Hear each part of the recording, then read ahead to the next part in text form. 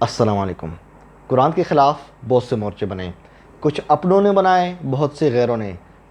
آج کا مورچہ، کیا کتا اور بلی قرآن کے مطابق حلال ہے؟ اس سوال کے نام دوستو، جو قرآن کے دشمن ہیں، جو منکرین قرآن ہیں، جو روایت پرست ہیں، جو روایات کو مانتے ہیں، وہ کوئی موقع جانا نہیں دیتے قرآن پہ اٹیک کرنے کا۔ اب کی بار جو روایت پرست ہیں، جو صحیح بخاری کو سب سے زیادہ اہمیت دیتے ہیں، اور انہوں نے یہ اٹیک کیا قرآن پہ یہ کہہ کر کہ ثابت کرو کتا اور بلی حرام ہے قرآن سے۔ دوستو، ہم نے روایت پرستوں سے ایک سوال کیا تھا میں نے کہ روایات سے ثابت کرو ٹماٹر حلال ہے، آج تک جواب نہیں آیا۔ میں نے ان سے دوسرا سوال کیا تھا، ثابت کرو روایات سے کہ بھینس کا دودھ پینا اور گوشت کھانا حلال ہے، آج تک جواب نہیں آیا۔ بہرحال جو ہم سے سوال پوچھا گیا ہے اس کا میں جواب ابھی دیتا ہوں۔ دوستو، قرآن کے مطابق کتا، بلی اور تمام درندے چھوٹے بڑے یہ سب حرام ہیں۔ اب آپ پوچھیں گے دلیل کیا ہے؟ اس کی 3 دلیلیں دوں گا آپ کو قرآن سے۔ پہلی دلیل قرآن سے، اللہ پاک نے ہمارے لیے چوپائے حلال کیے ہیں۔ جو انعام ہیں یہ اللہ نے ہمارے لیے حلال کیے ہیں۔ دوستو، سورہ نحل آیت نمبر 5 آپ کھولیں گے، آپ کی اسکرین پہ آیت آ رہی ہوگی۔ پہلی دلیل قرآن سے، چوپائے یعنی انعام اللہ نے ہمارے لیے حلال کیے ہیں۔ پورے قرآن میں اللہ نے کہیں بھی درندوں کو کھانے کا تذکرہ نہیں کیا۔ دوستو، سورہ نحل آیت نمبر 5 آپ کی اسکرین پہ آ رہی ہے۔ اعوذ باللہ من الشیطان الرجیم، بسم اللہ الرحمن الرحیم۔ والانعام خلقہا لکم فیہا دفء ومنافع ومنہا تأکلون، اور چوپائے پیدا کیے، ان میں تمہارے لیے گرم لباس اور فائدہ ہے، اور ان میں سے کھاتے ہو۔ ومنہا تأکلون، اور ان میں سے کھاتے ہو۔ دوستو، یہ اللہ پاک نے ہمیں، یہ پہلی آیت ہے جو ہمارا ثبوت ہے کہ اللہ نے چوپائے یعنی مویشی ہمارے لیے حلال کیے ہیں۔ درندوں کا کہیں بھی اس میں ذکر نہیں ہے۔ بلی، کتا، چیتا، لیوپرڈ، شیر، بھیڑیا، جنگلی کتا، یہ سب چیزیں کس میں آتی ہیں؟ درندوں میں آتی ہیں۔ درندے کی نشانی کیا ہے؟ وہ پنجے سے اور دانتوں سے یا چونچ سے شکار کرتا ہے، یہ اس کی نشانی ہے۔ یہ تو ہوگی پہلی دلیل۔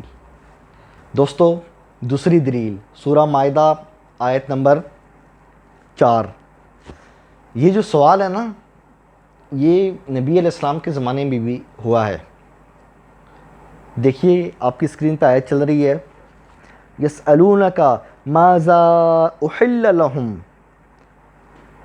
آپ سے پوچھتی ہیں کہ ان کے لیے کیا حلال ہوا۔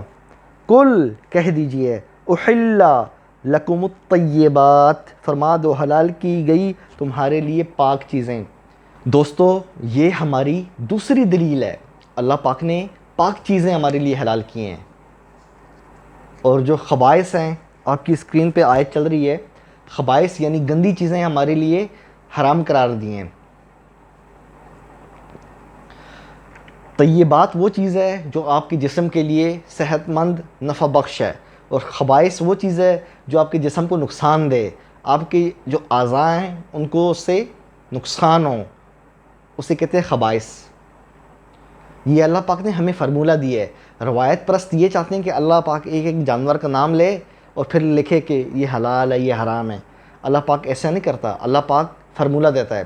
جس طرح میں اگر کسی یونیورسٹی کا بڑا کسی عہدے پہ ہوں، مثال دے رہا ہوں، میرے ہاتھ میں انتظامی امور ہوں، تو میں 5000 نوجوان میری یونیورسٹی میں پڑھتا ہو، ان میں سے 200 لوگ سگریٹ پیتے ہوں، تو ظاہری بات ہے میں فرداً سب کا نام تو نہیں لکھوں گا نا۔ کاغذ پہ اور اس کو بورڈ پہ لگا دوں گا کہ جو جو سگریٹ پیتا ہے وہ نہ آئے. نام تو سب کے نہیں لکھوں گا نا, میں ایک ہی دفعہ اعلان کروں گا جو سگریٹ پیتا ہے وہ نہ آئے. سیم ٹو سیم یہی فارمولہ قرآن میں ہے. اللہ پاک فردن فردن ایک ایک چیز کا نام نہیں لیتے. کسی جانور کا اکیلے ہائی لائٹ نہیں کرتے سوائے خنزیر کے.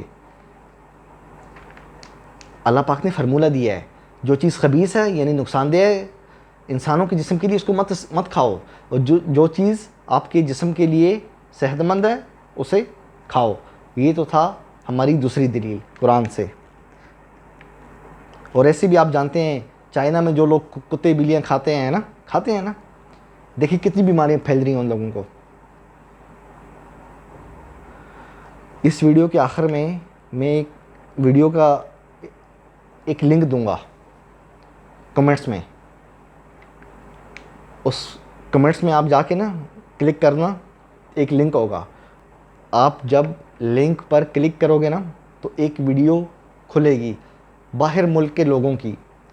اس میں بتاتے ہیں کہ ہر سال مختلف ملکوں میں اتنے لوگ کتے کھانے سے مر جاتے ہیں. کتوں میں سب سے زیادہ جراثیم ہوتے ہیں, اور یہ حال بلیوں کا بھی ہے. ان کا گوشت نجس ہے, اور یہ بدبخت روایت پرست ہم سے کہتے ہیں قرآن سے ثابت کرو. ہاں ثابت کر دیا, اللہ نے فارمولہ دیا ہے. جو چیز خبیث ہے اللہ نے فارمولہ دیا ہے, جو چیز خبائث میں سے ہے یعنی نقصان دہ جسم کے لیے مت استعمال کرو, یہ خبائث میں سے ہیں. آج تو جدید سائنس بھی ہمیں بتاتی ہے کتے بلی کا گوشت جو ہے ہیومن کے لیے یعنی ہم انسانوں کے لیے صحت مند نہیں ہے. آپ خود سرچ کر لیجئے. یہ تو تھی ہماری دوسری دلیل. اب چلتے ہیں تیسری اور آخری دلیل کی طرف. دوستو اسی سورہ مائدہ کی 3 نمبر آیت ہے, آپ کی اسکرین پہ چل رہی ہے. یہ ایک بہت لمبی آیت ہے. میں اس کو ایک ٹکڑا اس کا میں پڑھوں گا. اللہ پاک جو ہمیں بتا رہے ہیں نا کہ تم پر کیا حرام قرار دیا گیا, اس میں آخر میں اللہ پاک ایک چیز فرماتے ہیں ہمیں, وَمَا أَكَلَ السَّبْعُ إِلَّا مَا زَكَّيْتُمْ, اور جیسے کوئی درندہ کھا لے مگر جیسے تم پہلے ذبح کر لو. یہ اللہ پاک نے, یہ تیسری اور آخری دلیل ہے کتا اور بلی حرام ہونے کے لیے. بلی بھی پنجوں اور دانتوں کے ذریعے شکار کرتی ہے, کتا بھی پنجوں اور دانتوں کے ذریعے شکار کرتا ہے. درندے کی نشانی میں نے آپ کو بتا دی. اچھا, وَمَا أَكَلَ السَّبْعُ, اللہ کیا کہہ رہا ہے, وَمَا أَكَلَ السَّبْعُ, جسے درندہ کھا لے. دوستو جس گوشت کو درندہ کھا لے تو وہ گوشت حرام ہو جاتا ہے. جب اس کے کھانے سے حلال گوشت حرام ہو جاتا ہے تو بذات خود وہ درندہ کس طرح حلال ہوا. یہ ہماری تیسری دلیل ہے قرآن سے. اور جس طرح آپ آدھا گلاس پانی کا بھراؤ, پانی کا آدھا گلاس بھراؤ, آپ اس میں شراب ملا لو. آپ نے اگر شراب ملا دی پانی کے آدھے گلاس میں تو جتنا بھی وہ پانی ہے نا گلاس میں وہ سارا حرام ہو جائے گا. کیوں؟ کیونکہ اس کے اندر ایک حرام چیز مکس ہو گئی ہے نا. یہی رول ہے. جب ایک درندہ, جب اس کا منہ, اس کے پنجے, اس کے دانت گوشت کو لگیں گے, اس کا جو تھوک ہے وہ جب لگے گا گوشت کو, جذب ہوگا, تو وہ حلال چیز حرام ہو جائے گی ہمارے لیے. کیوں حرام ہوگی؟ کیونکہ وہ درندہ حرام ہے, اس لیے اس کے کھانے سے حلال چیز بھی حرام ہوگی. یہ ہماری تیسری دلیل تھی. اور یہ آیت روایت پرستوں کے منہ پہ ایک زناٹے دار تھپڑ کی مانند ہے. کرارا جواب ہے قرآن سے. یہ اللہ نے ہمیں بتایا ہے. دیکھا, ثابت کر دیا قرآن سے. آپ نے کہا تھا ابو جعفر تنولی ثابت کرو بلی کتا حرام ہے, یہ لیجیے ثابت کر دیا. وَمَا أَكَلَ السَّبْعُ, جسے درندہ کھا لے وہ حرام ہے. درندے کے کھانے سے چیز حرام ہو جاتی ہے. تو جس کے کھانے سے اگر کچھ چیز حرام ہو جائے تو وہ جو چیز کھا رہی ہے یعنی درندہ, وہ حلال کیسے ہوا؟ یہ ایسی ہے جس طرح شراب اگر کسی چیز میں مل جائے تو وہ چیز حرام ہو جائے گی, جس طرح پانی. کیوں؟ کیونکہ اس کے اندر حرام چیز ملی ہے. اسی طرح اس کا تھوک, اس کے پنجے, اس کے دانت, جیسی اس گوشت کو وہ کھائے گا اس کے ٹچ ہونے سے وہ چیزیں حرام ہو جائیں گی. کیوں؟ کیونکہ بذات خود درندہ حرام ہے. یہ تیسری دلیل ہے. اور درندے کی پہچان میں نے بتا دی ہے, پنجے, دانت. اور چونچ اگر پرندہ ہے چیر پھاڑ کرتا ہے نا. بلی کو دیکھیں, کتے کو دیکھیں. الحمدللہ دوستو, قرآن کے دشمنوں کو ہم نے منہ توڑ جواب دیا ہے. قرآن سے ثابت کیا کہ تمام درندے جس میں بلی, کتا, شیر, چیتا وغیرہ وغیرہ یہ سب حرام ہیں. دوستو ایک بات یاد رکھنا, کبھی بھی قرآن کا دامن نہیں چھوڑنا. اس قرآن کو پکڑے رکھو گے تو کامیابی ہے, چھوڑ دیا تو گمراہی ہے.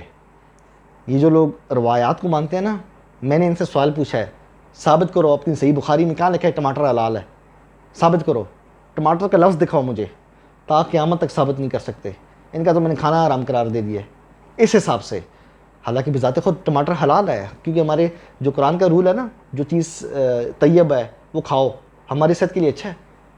لیکن یہ کہتے ہیں نا کہ ہمیں ہر چیز کا نام چاہیے. ہاں تو ٹماٹر کا نام مجھے روایات میں سے, صحیح بخاری میں سے نکال کے دکھاؤ. پھنس گئے, اپنے رول کے اندر خود ہی پھنس گئے. دوستو چینل کو لائک کریں, سبسکرائب کریں. جن دوستوں کو چینل کا نہیں پتہ انہیں بھی بتائیں. انشاءاللہ بہت جلد کسی نئے ٹاپک کے ساتھ آپ کے ساتھ ملاقات ہوگی. اپنے بھائی ابو جعفر تنولی کو اجازت دیں, پھر ملتے ہیں انشاءاللہ. قرآن زندہ باد.